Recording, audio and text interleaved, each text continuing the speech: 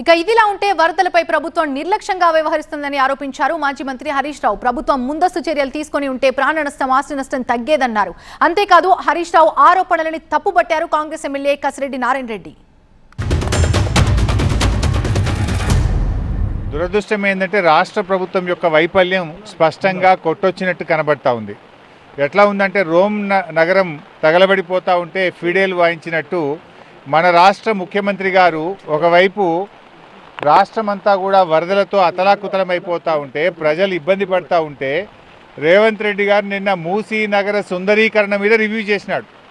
నిన్న ప్రభుత్వం కొద్దిగా ముందుగా మేల్కొని ఉంటే, ముందస్తు చర్యలు తీసుకొని ఉంటే ఇవాళ ప్రాణ నష్టాన్ని, ఆస్తి నష్టాన్ని నివారించగలిగే అవకాశం ఉండేది. గౌరవ ముఖ్యమంత్రి గారు మూసీ మీద చేస్తూ ఉన్నారు, ఏంటి సమీక్ష చేస్తూ ఉన్నారని. అసలు వారికి బాగా తెలివైనటువంటి వ్యక్తి, అన్ని అనుభవం ఉన్నటువంటి వ్యక్తి హరీష్ రావు గారు. ఈరోజు వర్షం వస్తుంటే హిమాయత్ సాగర్ ఫుల్ అయిపోయింది. ఆ నీళ్ళన్నీ ఇక్కడికి వస్తే ఒకవేళ ఇక్కడ కోట్లాది మంది ఇక్కడ నివసిస్తూ ఉన్నారు. నిజంగా ఏదైనా జరగడానికి జరిగితే దాని మీద సమీక్ష చేయకుండా ఎట్లా ఉంటారు గౌరవ ముఖ్యమంత్రి గారు?